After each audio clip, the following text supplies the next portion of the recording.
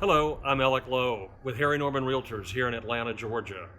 And have you been thinking about selling your home and wondering about staging your house and getting it ready for market? Then stay tuned.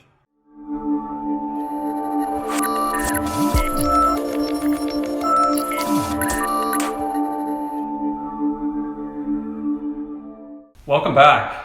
I'm joined today by Laura Currie with Currie Home Staging here in Atlanta, Georgia. And she has been a big help to me with the property we are at today, which is my newest listing. And we had an older couple that had moved into a senior living facility. Laura, what type of condition did we find the house in? Well, they were the original owners. The house was built in 1980, so you can imagine it was very taste specific.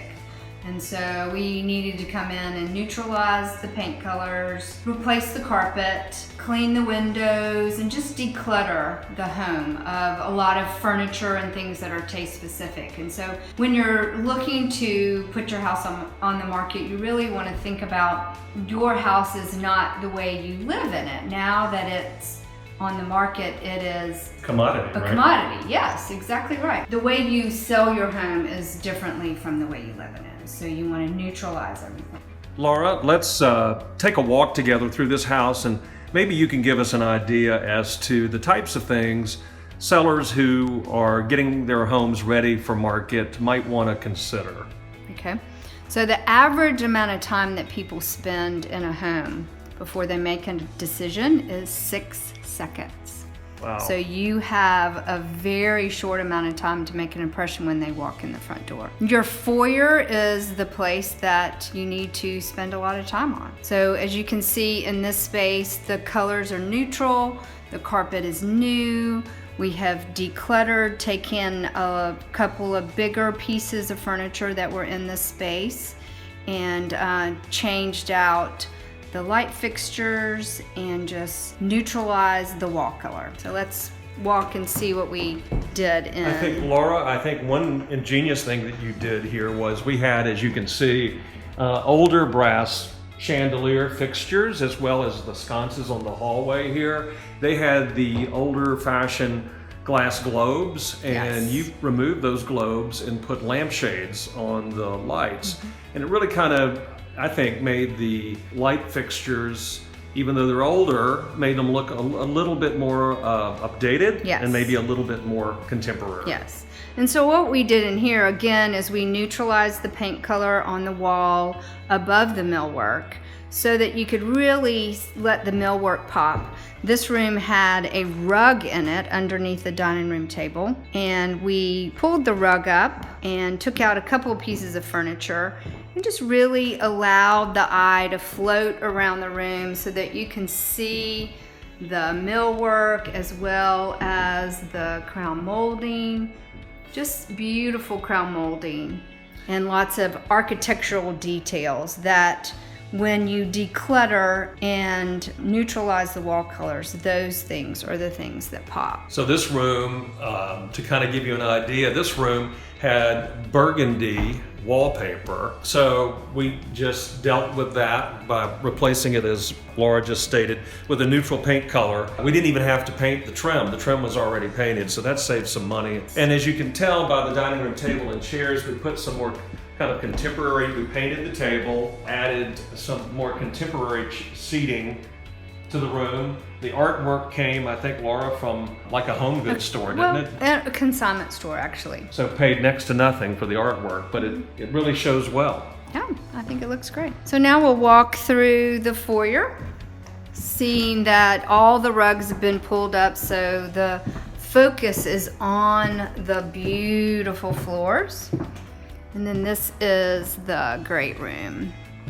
Just an incredible room. This room was dark green, which kind of brought the ceilings down. The homeowner bumped this room out. So we have this beautiful cathedral ceiling with these gorgeous windows. Important thing to remember, cleaning your windows so you're allowing the eye to flow outside the room into the view. Laura, I think you very ingeniously discovered this glass top table and base down in the basement. And all you did was really have that base painted white and put the glass top, put some contemporary chairs seating around the table, and made the house, or made the seating area look very contemporary and updated. Yeah, so the homeowner had this as just a sitting room, had the television on the wall where the artwork is. So we just kind of cleaned the space up, decluttered some of the furniture, kept a lot of their furniture, just making use of their furnishings and then adding just some contemporary pieces in the artwork, in the rugs and coffee tables. Just kind of repurposing some furniture. This was a beautiful desk that they used that we repurposed as a bar. Kind of taking your furniture to the next level, inviting the buyer to come in and visualize their dream home. Let's go into this beautiful, so again, just using the window to take you out into nature and styling the bookshelf so that you just really highlight the beautiful architecture of these built-in shelves. Now in the master, we took off balloon shades to open up the window, changed the wall color, brought in the homeowner's furniture, and then just added some accessories, the bedside tables.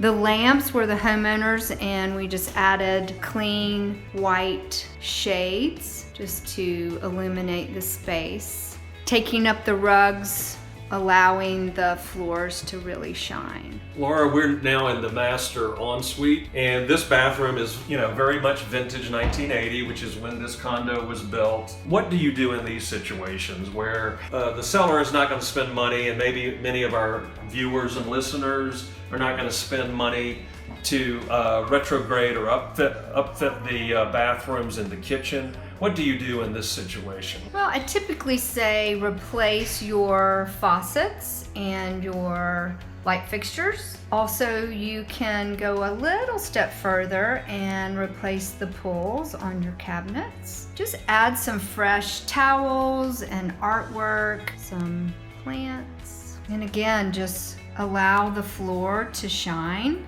So pull up all your rugs. So in here we chose not to paint the cabinets, but in a lot of homes I do recommend you paint your cabinets. This kitchen had been updated within the last 10 years, and I felt like it was a better use of the homeowner's money to spend on painting all the other walls and just leaving this space as is. Gives a little warmth. Just adding the pops of green and red just allows the color to kind of pop off the cabinets and the counter. Well, thank you, Laura, for that walkthrough. I think this has been very helpful to our viewers who are thinking about putting their homes on the market. I think just to recap, points, if I'm remembering them correctly, would be declutter. Number 2, use neutral paint colors. Where you've got older carpet, have the carpet replaced with a neutral color. Or cleaned really well. Have the house deep cleaned, including the windows cleaned. If you are living in the home, I guess have the closets decluttered and show some vacant negative space in the closet, right? And one tip I will say, if